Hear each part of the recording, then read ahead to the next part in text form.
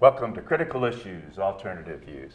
I'm Ron Kramer, Professor of Sociology at Western Michigan University, and I serve as the host of our program. Joining me today are two of our regular commentators, viewmeisters. On my right over here is Denise Keel. Denise is a professor in political science at Western Michigan University. She also is affiliated with the Institute of the Environment and Sustainability. And she also serves as the chair of the WMU Working Group on Climate Change. On my extreme left over here, and he usually is on the extreme left, right, is Don Cooney. Don is a professor in the School of Social Work at Western Michigan University, and he also serves as a Kalamazoo City Commissioner. And we have two very special guests with us today. On my immediate left is Chloe Carlson. Chloe is a senior at Kalamazoo Central High School. She's a part of the Kalamazoo Climate Crisis Coalition, which we'll talk more about in just a minute. And she's very involved in planning the program for an event that coalition is going to be organizing in September. And on my immediate right is Andrew Laxton. Andrew is a student at Kalamazoo College. He's also an organizer for the Sunrise Movement, which we'll also want to talk quite a bit about today. And he's off to Budapest, right, to study abroad for this academic year. So that's going to be pretty conflicted special. About that. Yeah. For 3 months.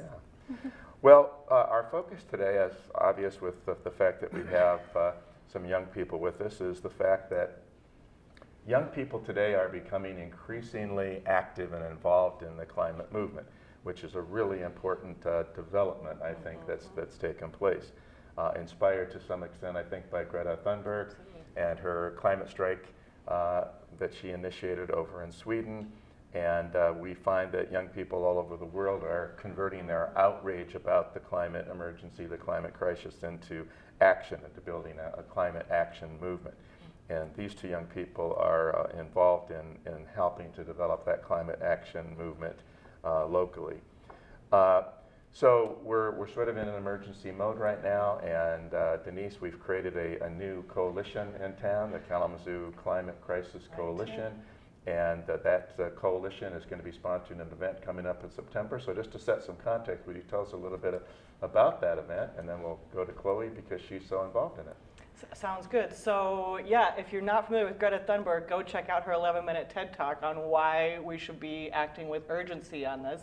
And as Ron says, she started striking a couple years ago, has been giving speeches to the UN since about why we need to be acting on climate. And I love how she talks about school, and you guys can comment on this later.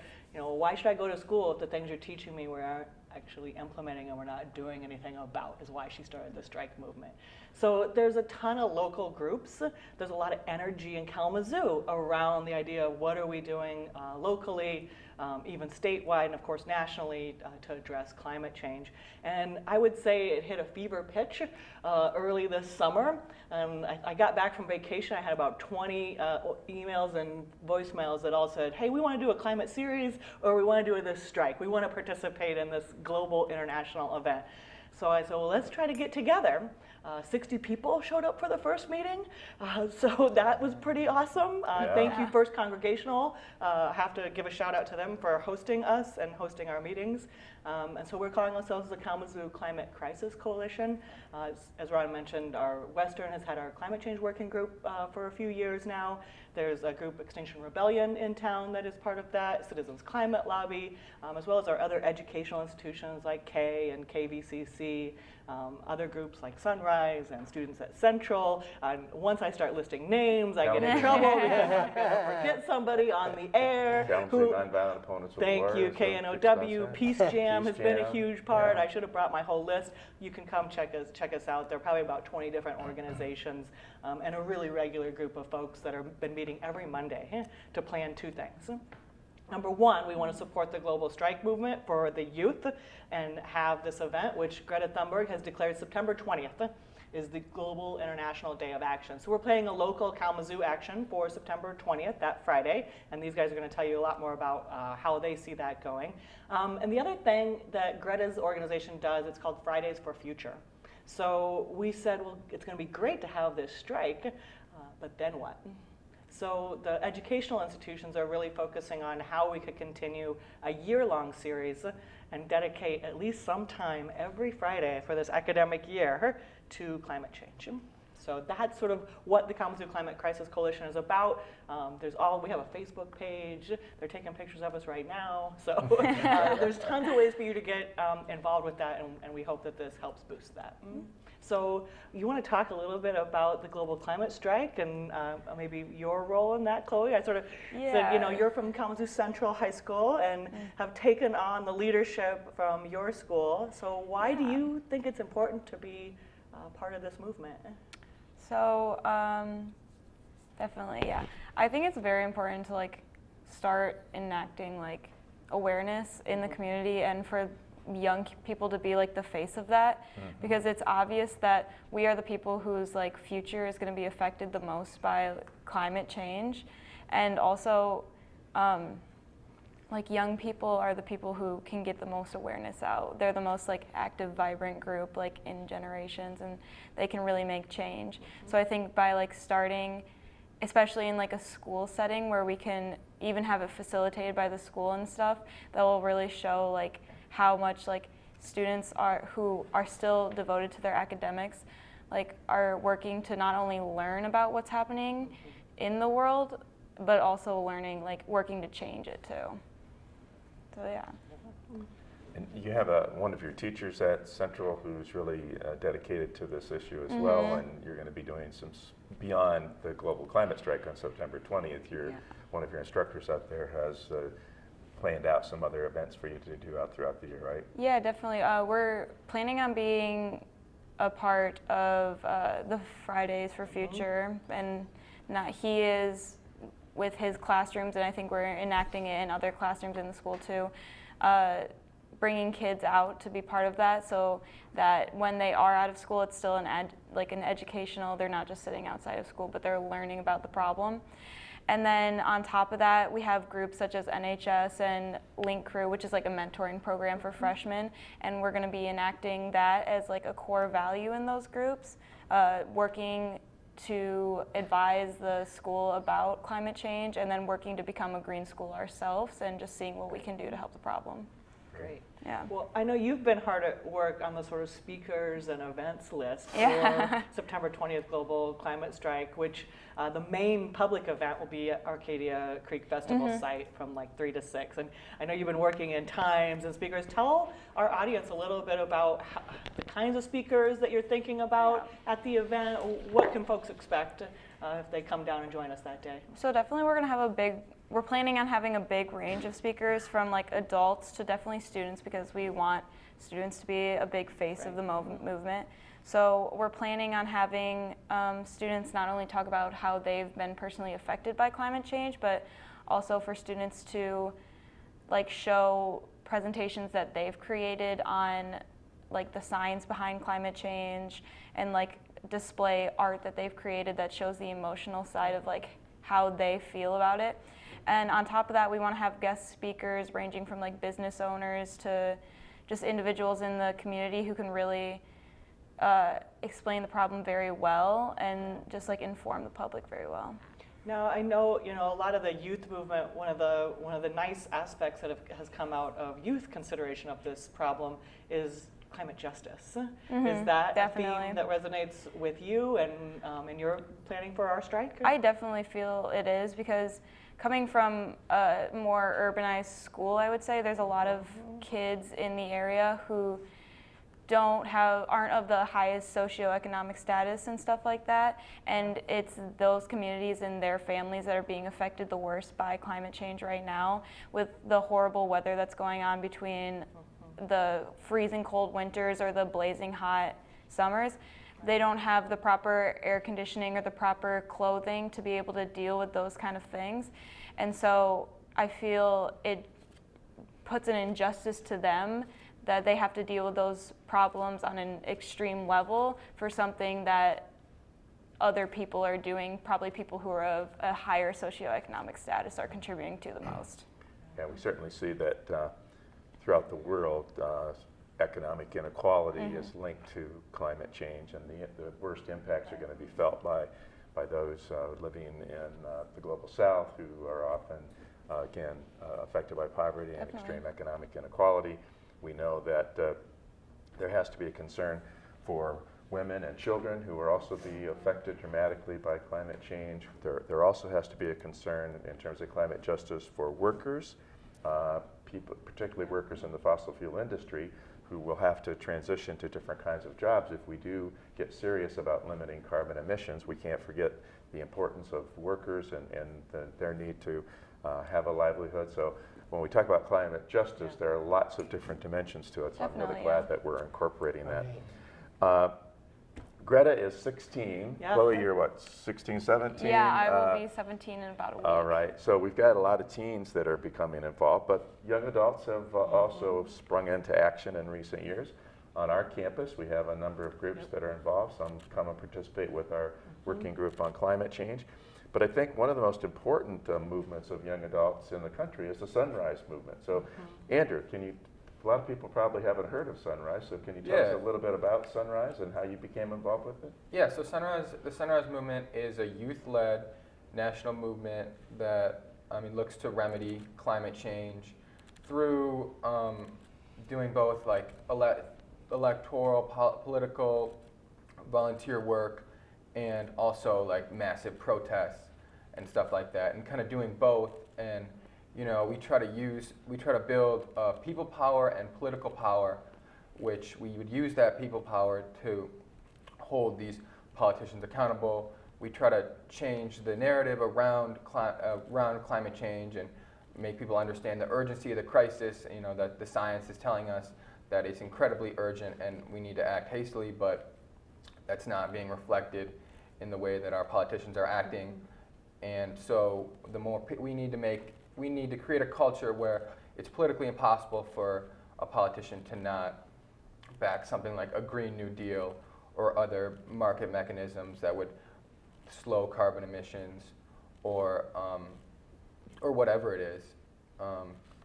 And I got involved with Sunrise last summer because I was doing political activism on the Abdul El-Sayed campaign, who was a gubernatorial candidate, and unfortunately he didn't win, but he had a bunch of like really in-depth, well thought out policies, and it was a great campaign, but unfortunately we didn't win, like I said. But a couple people told me about the Sunrise Movement and what was going on with the climate change movement, and I just thought that it's just such a huge issue that's being so massively under-addressed right now, and that I want to contribute in any way that I can. So I brought Sunrise down to Kalamazoo, and I found this huge community of other environmental activists in the process. So it's definitely, we're moving in the right direction, and just the more people power, the better. The statistics show that if 3.5% of a country, the population of a country is on board with the social movement, it doesn't fail. And in America, that'd be 11.5 million people. And so we need 3.5% of Kalamazoo, and if we can get that, then we're good to go. We're ready to go. Don, you're a longtime community organizer. What do you think about these I think young it's people and their terrific involvement? that you guys are so involved in this. This means so much. I'm curious, what's been the responses at the schools? What's been the response from Kalamazoo Central, among the students and among the administration? And ask the same question about Kalamazoo College. Yeah, I think at the school it's like definitely strong. We have our principal who's in full agreement with it. Like she wants to make the school a green school, do anything she can to help us meet our goals and stuff like that.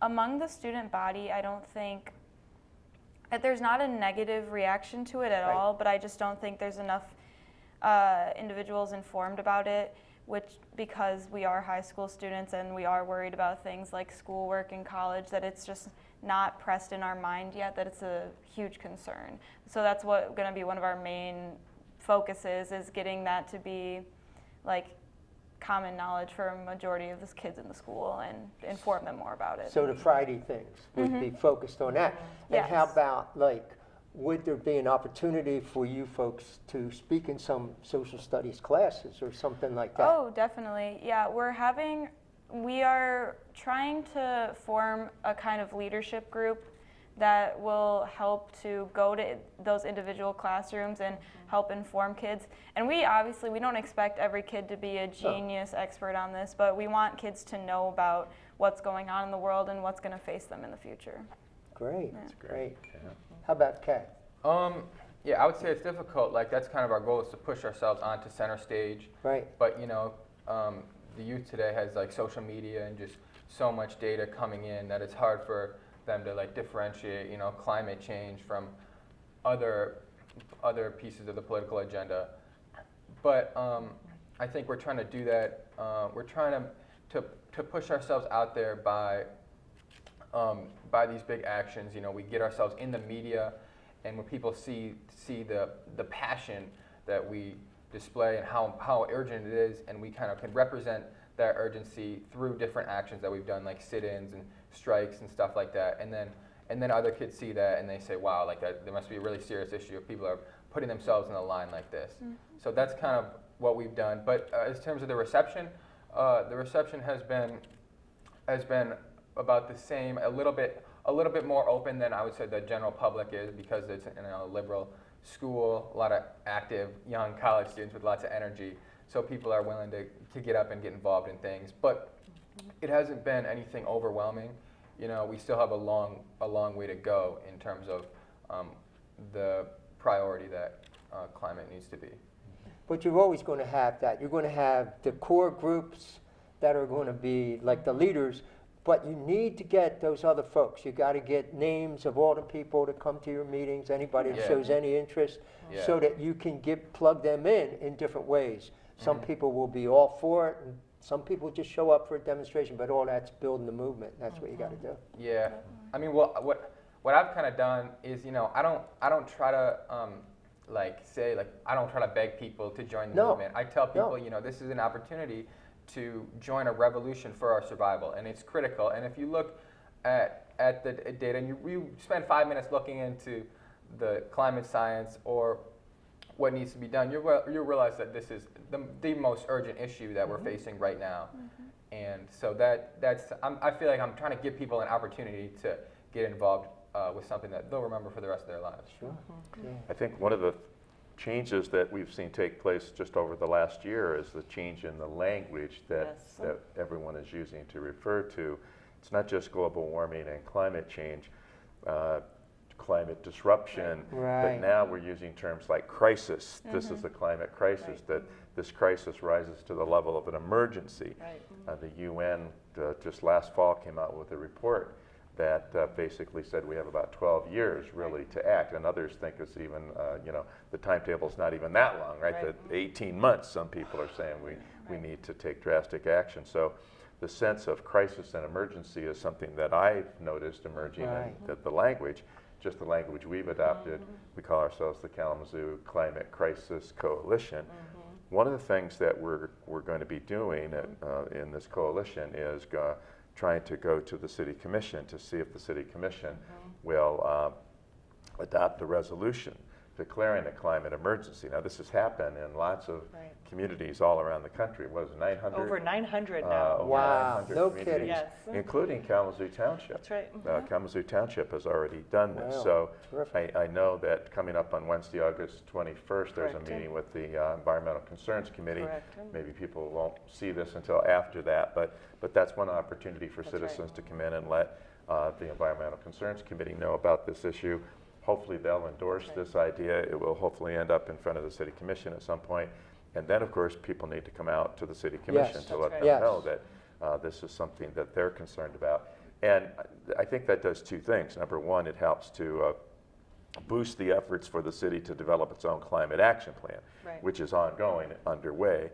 But also then it contributes to the larger political movement around the country. That's right. We can say over 1,000 local governments have come out and said there's a climate emergency and we need to act. Because frankly, one of the biggest problems that we've had so far is political omission, right? That's right. The failure of government to act to deal with the climate crisis. Sure. And so We need more effective action. Absolutely. We need to mobilize politically, and so that's what's so great about you guys and your movements, because you are aware that the political process is part of what you have to be doing. That's right. And so Yeah. I think that's just really great. Yeah, absolutely. I think, it's the age-old advice of first you have to recognize the problem. And I think, so many of us have been working on this issue in my own career for at least 10 years on different climate change policies and trying to move things forward and what's going on. So it's been really interesting, as Ron said, to think about this year in context.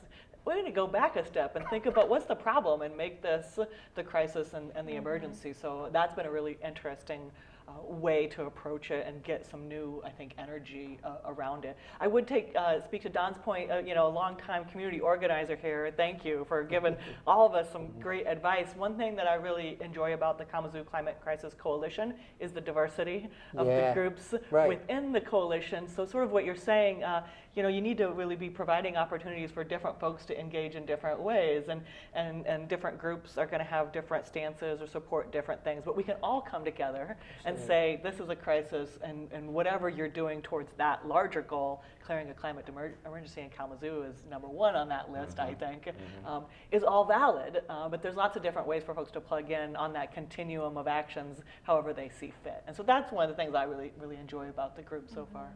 Well, and you mentioned that some of the speakers were going to be from the business community. That's right. I think that's really important. Yeah. Because there are people who think, well, it's just the usual activists That's out right. there. The same guys are always out there.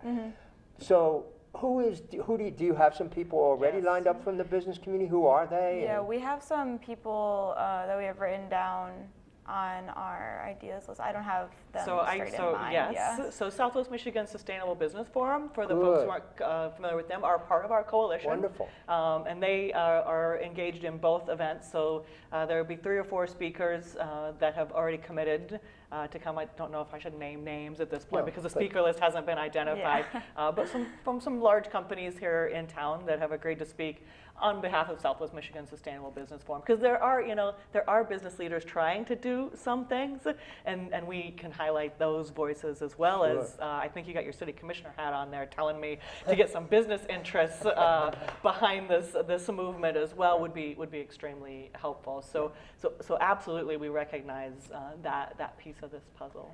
And if we look back to the Paris Accord when it Yes. was negotiated, I think one of the critical factors was that a lot of international corporations did come on board. Yes. Not, of course, from the fossil fuel industry. They were opposed. They were Yeah. dragging their feet. They were fighting every inch of the way. But corporations from other industries, other sectors of the economy, who recognize climate change is a real threat That's right. to their Yes. business in the future, right? And that we have to take action. And so there was a lot of pressure coming from other corporations, large corporations, at Paris to try to help to move that accord forward. And I think that's going to have to happen increasingly. Again, the fossil fuel industry itself, coal, oil, and gas, has not been as forthcoming in their involvement with this issue as we would like. In fact, just the opposite, by funding denier groups and trying to lobby politically to block any kind of actions from taking place. But the business world, the business community, the corporate sector is not all of one mind about this. And so there are increasingly corporations and businesses that are concerned with this issue, and we need to encourage their support and mobilize their involvement. That's right. And as much as the coalition is really local focused, we're focused on Kalamazoo and telling the stories of our community and how we're affected and what we can do right here. Because as everyone at this table knows, we don't have federal policy, we don't have state policy. It's kind of up to local folks to take this leadership. So we're also trying to really focus on who is Kalamazoo, what are we doing, and make it that. So the other thing that I would just add for folks, thinking about this as a political opportunity is, after much discussion for a couple weeks, for those of you that were there, I think what the consensus is still that we're not going to invite elected or candidates to speak, because we do not want that focus to be on their platforms. We want that focus to be on the voices of Kalamazoo about why this is an emergency, and for folks like Sunrise to say, here's the policies we might support, for Citizens Climate Lobby to say, here's the Energy Innovation and Carbon Dividend Act that we might support, right? have all of that sort of out there without some of the political taint. So it's kind of a weird, even though we're asking for policy discussions, to have it come from, I guess, regular folks. Yeah. Because even we don't want as many people like me either talking, right? It's sort of the point. Well, Yes? I think also we don't want to invite like a political realm into it, because we don't want to make this a political debate. Climate change isn't something that's only going to affect the left. It's not only affecting the right. It affects everybody on Earth. And I feel like if we were to introduce those political figures, we're going to be correlated with everything they stand for. And we don't really want that to happen, because there's no discrimination when it comes to climate change. It's going to affect everyone. So. Good point. Focus to be Right. on the Yeah. heart of Yet it. at the same time, we can still absolutely, I think one of the smartest and most interesting political tactics that Sunrise uses is the no fossil fuel pledge. Absolutely. Right, so giving folks information about, hey, if you're concerned about this, and especially now that you've heard local stories about impacts, what are some ways that you can get involved along this continuum of groups, and what kinds of things do different groups support? So maybe you want to Yeah. talk about those things? Well, yeah, I mean, I would say first of all, like different federal administrations have shown in the past that like they will sacrifice the well-being of working class communities and our environment for profits, like very, like that. They'll do it, and I mean Trump continues, and the Trump administration rather continues to prop up the coal industry despite the overwhelming science. They oppress the science in the administration right now. I mean, there are thousands of like climatologists who have left the EPA and other federal agencies because of the active suppression of the science right now, and they reopened loopholes to coal companies and all these different things. So, I mean, in Sunrise's opinion, the most immediate problem right now, obviously, besides the actual changing climate, is the fossil fuel money that's flowing into Washington and to other state level representatives as well. And so we have things like the no fossil fuel money pledge, where we will back candidates if they sign this pledge to not take any fossil fuel money, from fossil fuel corporations. But obviously it's just a pledge. I mean, there are purportedly, I'm not going to say names, but purportedly there are senators right now, representatives right now, who have signed the pledge and disrespected it. Yeah. And so, that's where the people power comes in. We need to continue to build a culture and a public narrative, and the people power to really have the power to hold these politicians accountable, because they will not, they will not do it they have shown in the past that they will not do it for the well-being of the environment. They'll do it for what will get them reelected ultimately and profits. So, but we have the power, we live in a republic, and so we have the ability to make that change. But we have like the no fossil fuel money pledge, and we also have the Green New Deal pledge, the pledge for candidates to sign on to back what is going to be a Green New Deal in the future. And I think that's what we were trying to get at too a lot with the Fridays for Future, where we were going to go into those political figures and ask them like questions like that, or maybe even pledges like that. But what's nice about that is it's the students and it's the people fighting for climate action going to the politicians and giving them our ideas and what we stand for, instead of them coming to ours and maybe sprouting their ideas.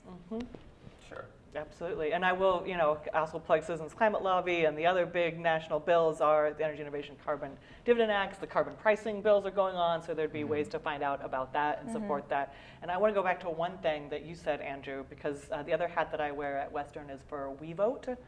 I hope you're going to be the registering students, or that someone is what's going through my head right now. We're registering everybody to vote. Again, we're not going to endorse anybody, and no candidates are going to speak that day, but the idea is to get involved in this issue, learn the different ways you might be able to engage with it and what you do want to support, and then, for heaven's sake, become a climate voter. Oh, yeah. There is lots of information out there for you to get educated on in order to do that. The youth, 18 to 29, will be 40% of the electorate by 2020.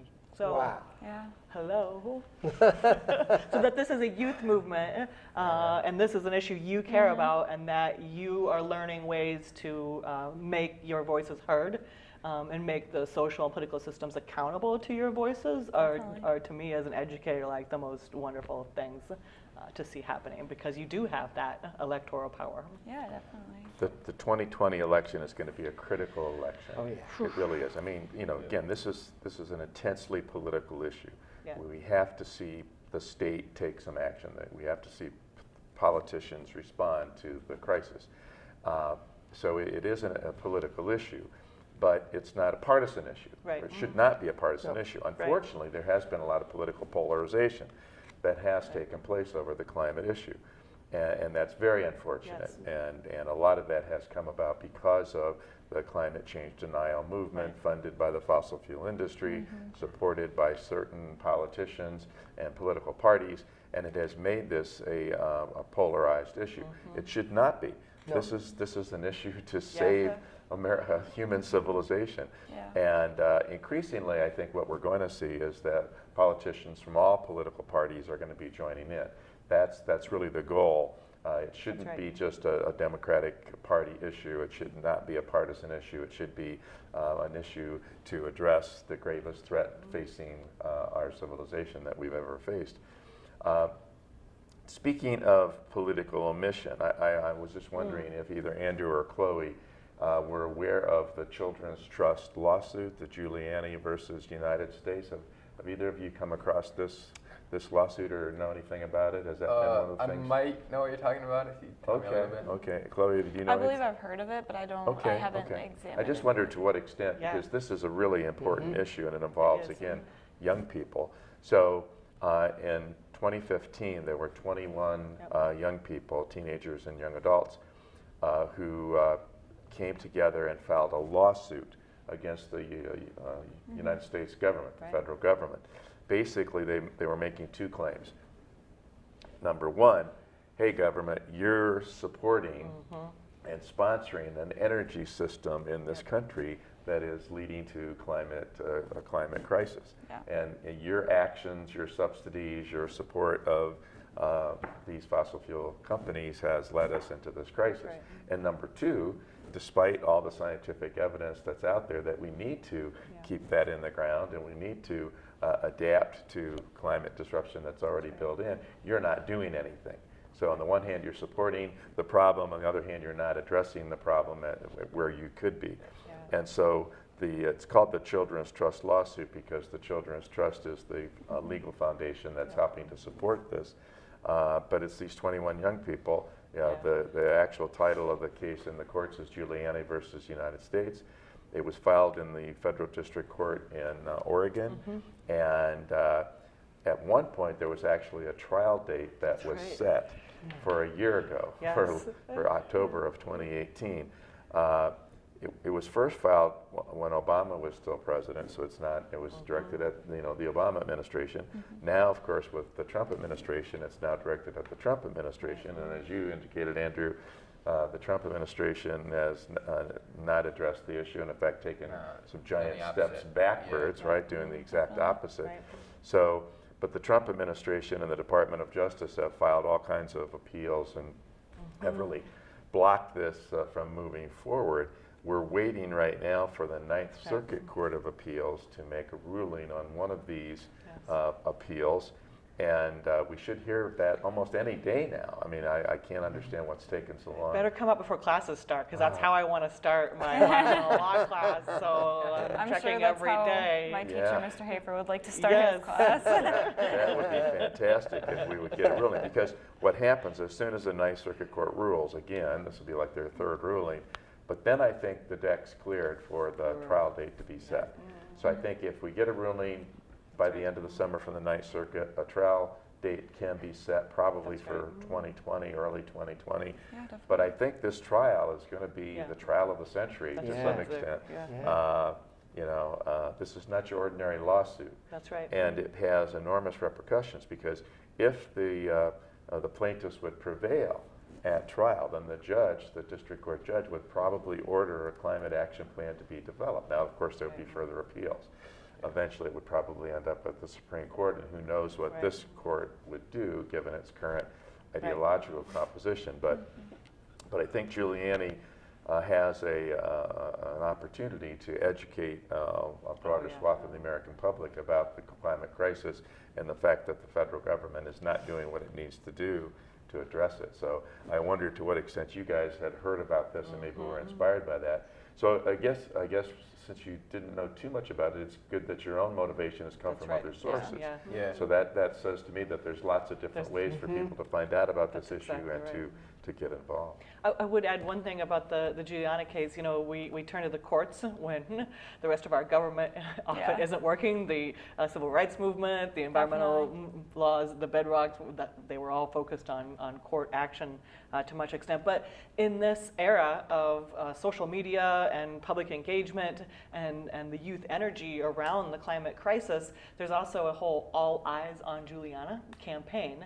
So there are ways for us to support those folks who are currently suing our federal government, and you know they want us older folks to give money, right? But Yeah. we held a rally, for example, last year to show how many people are watching the outcome of this case, to make sure that everyone knows how important we think that ruling is. And so I think one of the actions that we can have at our climate strike is this is how you pay attention to this ongoing court case and make sure that we're watching that outcome. For example, the last hearing at the Ninth Circuit, they had to move courtrooms. There were so many people that showed up to watch it. Now that makes the news, Yeah, right? And then definitely. that Right. makes everybody sort of understand. And boy, if this goes to trial and people get to actually sit in the witness box and hear evidence about climate and the disruption in their lives in a court setting, will be just amazing from my perspective. Oh yeah, it's because the U.S. government's like encroaching on the right to life, liberty, It's a and property. constitutional claim Yeah. for Yes, for your due process right They're to making life, those liberty. claims. Yes, exactly.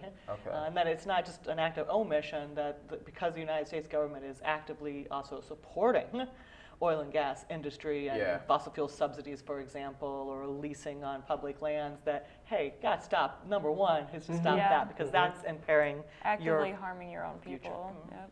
right. Yeah, it's violating your rights, your due process rights. Yep. It's a human rights and constitutional rights question is what they're right. raising, That's right. which is why I think they've advanced as far as they have. Yes. In terms of the district court judge's opinion when she denied the motion to dismiss. Right. She said this is not an ordinary lawsuit. This is not based on the federal regulations Right. not being enacted by the government. This raises a broader set of constitutional questions, so I'm going to let it go forward to Yeah. trial.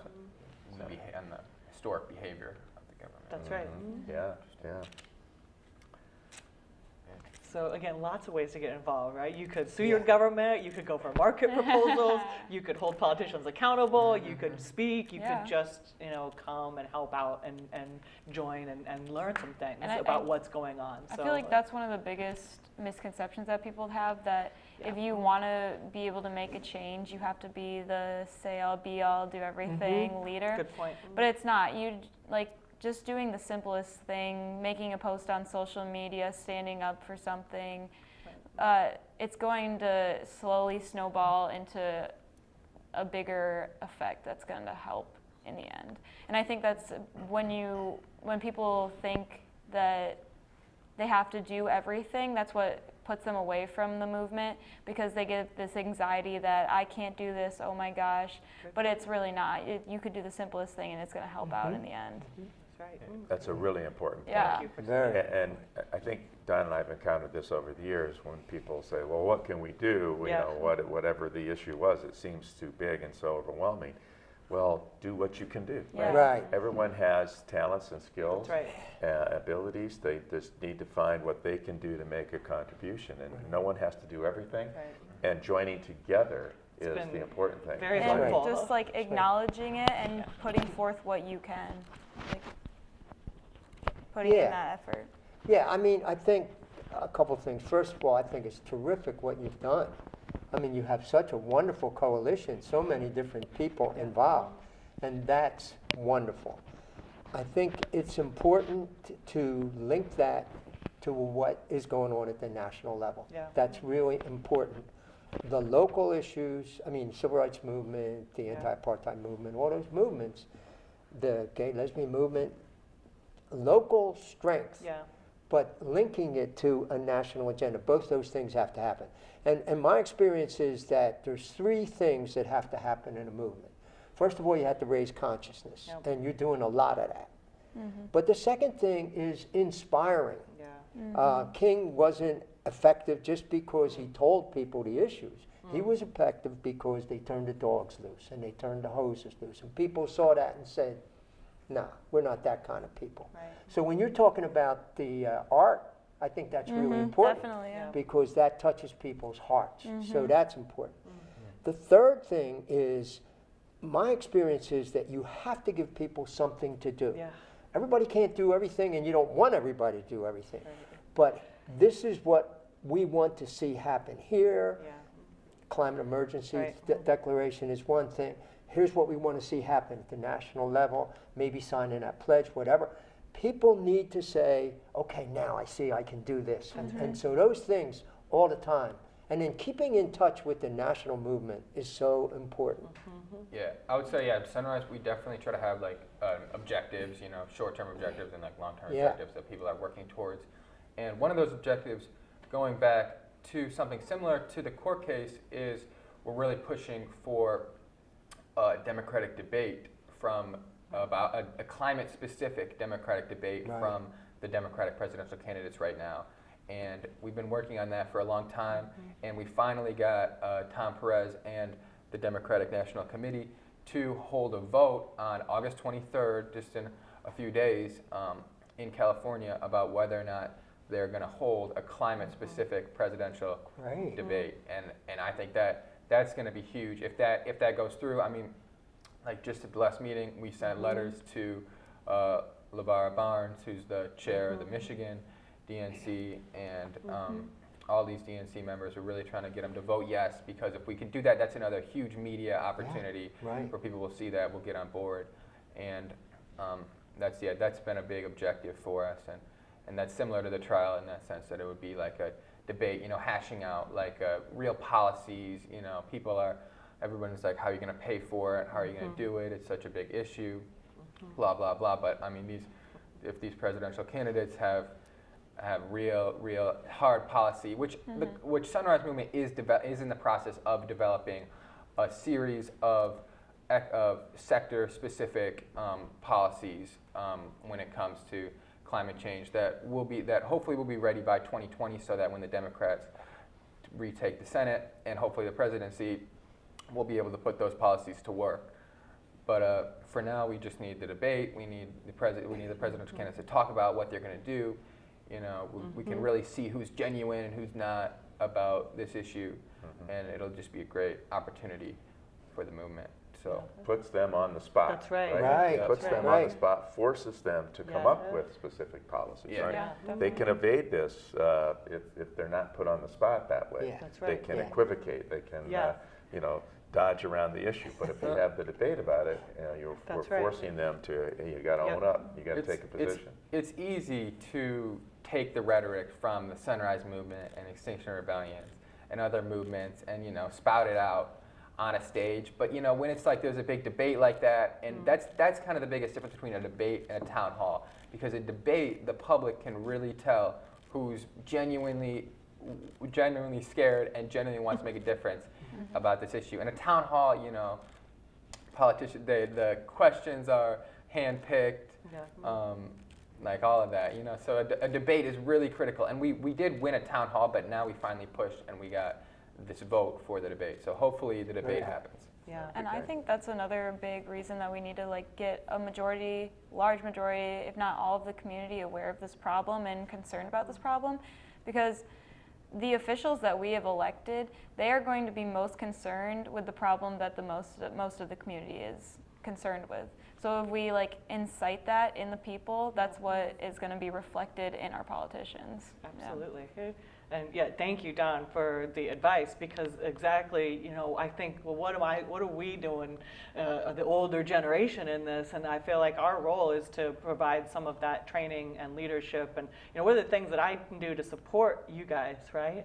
And lift your voices up. And I think that's where the Fridays for Future is going to be really interesting, right. because we are trying to do exactly exactly your kind of 3 steps. And I loved Sunrise's saying it's act, recruit, right? And that's because you got to give people things to do as well. Right. And You as do. you well know, the civil rights movement, Rosa Parks didn't just sit on a bus that day. People had training. Yeah. They knew how to handle certain situations. They knew how to go one level deeper than a talking point. Right. And Sunrise is providing some of that type of training for your leadership. And we hope to have you guys in, and I hope you would come give a session, Sure. Sure. On how social movements really are successful, and to provide some organization and leadership and facility. How do you run a meeting? How do you, right? Like all of these kinds of skills that we can build up in our young folks. That may be our greatest thing that we have to offer, so that they can be then the voice of this. And that's the thing. People are always willing to help and want to help. Yes. You just have to give them something to do. Right. Yeah. Yeah.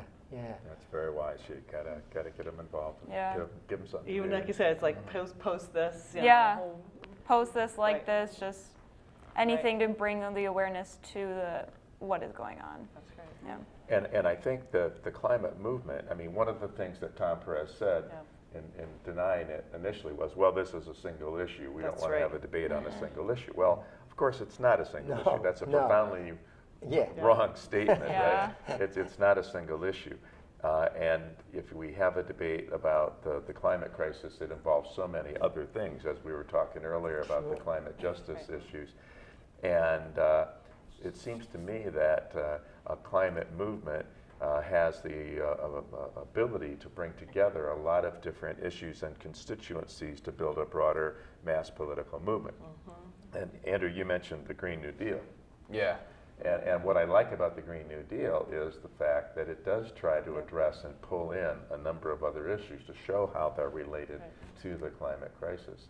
And so I'm glad to hear that Sunrise is focusing on the Green New Deal and trying to push that forward. It's just a resolution right now, but it has the potential, I think, to become a part of the broader political movement. Yep. Yeah.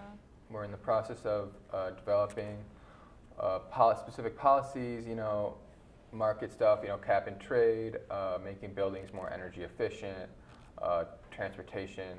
Because the 3 different ways that we really use fossil fuels in this country and in the world are heating and cooling buildings, transportation, and then electricity.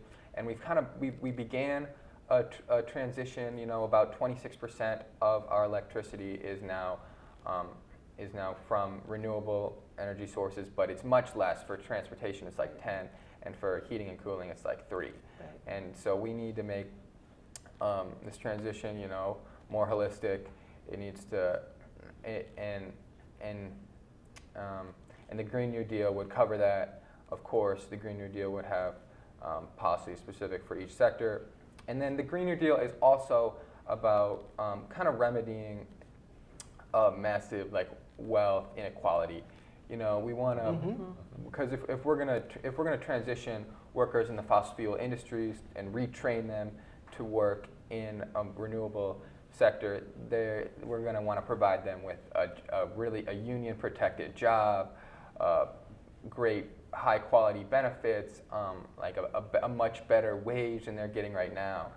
And the Green New Deal just realizes that this massive energy transition would be the perfect opportunity to remedy some of this ever increasing wealth inequality. And if the Green New Deal doesn't take into account the plight of working class marginalized communities, then this transition would only compound the already existing inequality. So that it's really important that we look at the frontline communities and how they're going to be affected, and how we can make this transition less painful and less difficult for them, because they already are the most directly affected by pollutants other than, it's not just carbon.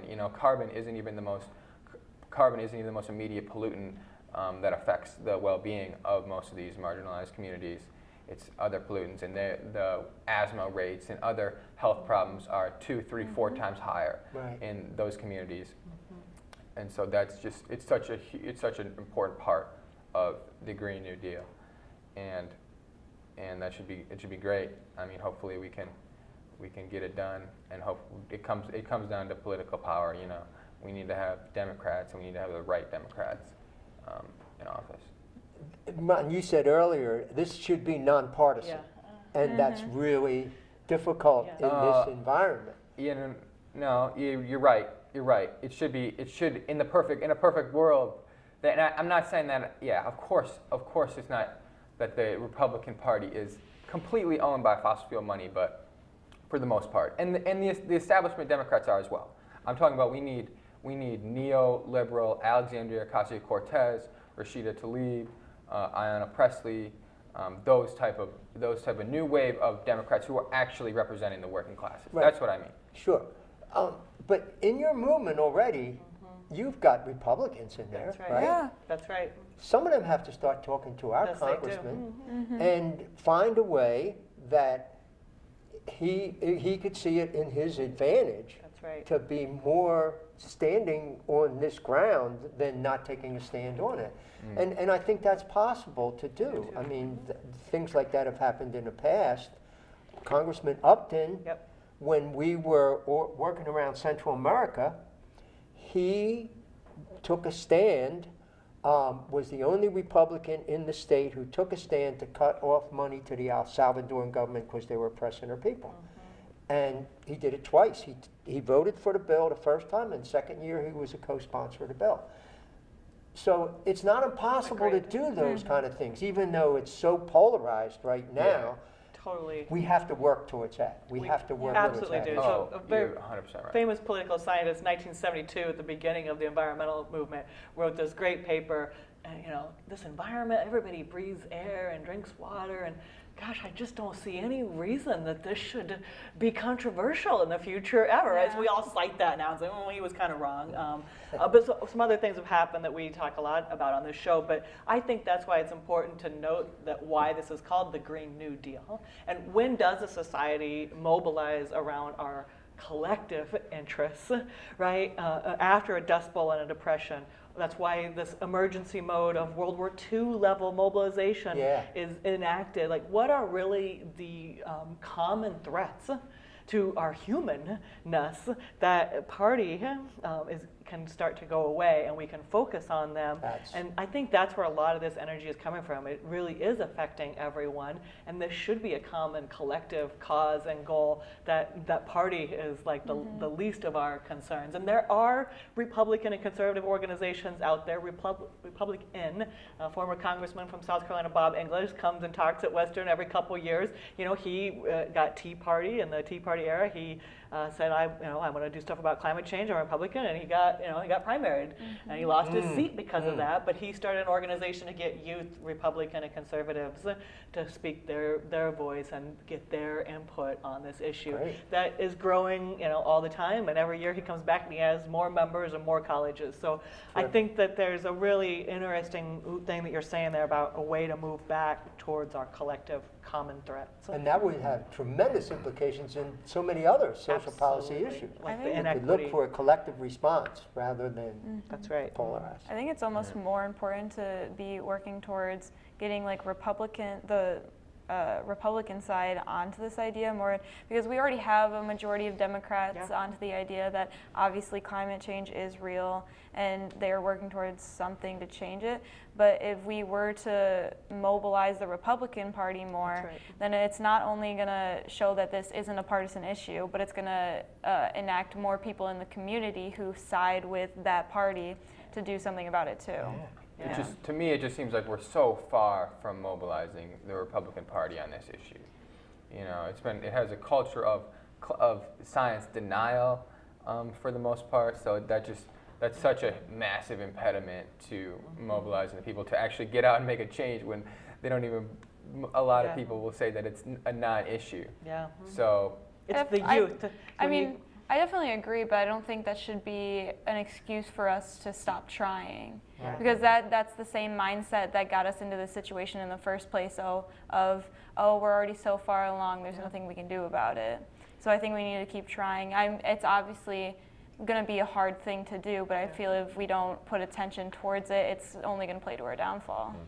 well And we said. can certainly point to some historic examples within the Republican Absolutely. Party. Teddy Roosevelt's great concern for Absolutely. conservation. Sure. Richard Nixon's Nixon, side of yes. environmental protection. So it hasn't been always that the Republican Party has been anti-environmental. And No, if you're no. conservative, hopefully you want to conserve Right. the environment Right. and conserve, Conserve America is America's Yeah. like the biggest world civilization. Republican group. But it is, but it has Their become- headquarters are right down here in Sturgis, Michigan. So, you know, But it has can become a happen. polarized issue, and Andrew's right. Dick The Cheney. current focus of the Republican Party is an obstacle Yeah. to Yeah. moving forward, and that has to change. But I think it can change by getting, the That's- grassroots Yeah. involved, right? That's exactly it. That's why I think what you guys are doing is so important, Yeah. and it's going to have to, I think, come up from the That's young right. people, and you're really working hard to make that happen. So. Great. Well, the political literature, we like to do a lot of polls in politics, and so the right, partisanship is what explains most of where you fall in the climate change spectrum. Age is right behind it now. Yeah. And again, that youth, no matter party, that sees this as their number one issue. So that right there is how a party changes, right? Denise, we have Uh-oh, just last a point. minute left, Oh, so sorry. can you very quickly tell Uh-oh. us about the Global Climate Strike again? Kalamazoo Climate Crisis Coalition. You can find us on Facebook. We meet every Mondays. Global Climate Strike is September 20th. That's a Friday down at Arcadia Creek Festival site from 3 to 6 p.m.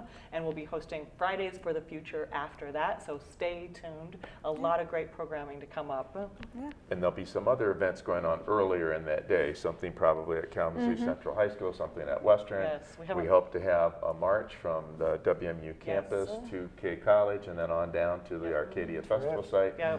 where we'll have a great array of speakers. We have music. Yes. There'll be lots Art. of art. There'll be lots of really great things going. Hopeful. There can be some joy and some hope in this movement. It does, okay, Yeah. right? Some Like, excitement. we can be energized and energize each other. Yeah. Okay. Be overwhelmed with All despair right. all the time. Thanks to Thank Chloe you so much. Carlson. Thank Thanks you. to Andrew Laxton for joining us today. What you Yeah. guys are doing is just fantastic. Yeah. Keep it up. We need your involvement. Yes. We need Right. young people to be the leaders of this movement. And Greta has been a tremendous inspiration for getting a lot of folks involved in this.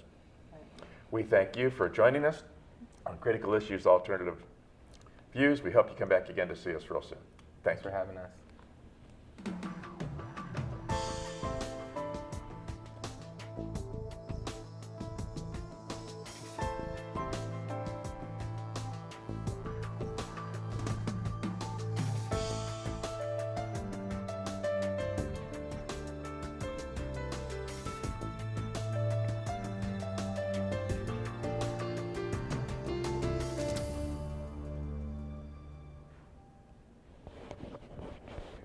All right, great.